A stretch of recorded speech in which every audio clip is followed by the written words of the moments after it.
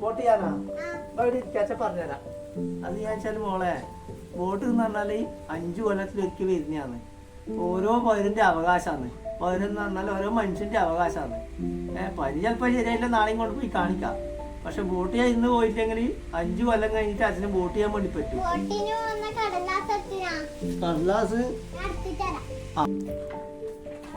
ഇന്നെന്താ തിരക്കുണ്ടാ?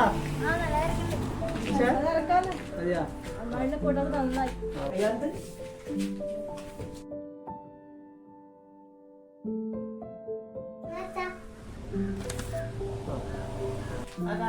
അച്ഛൻ പോയിട്ട് വരാട്ടാ.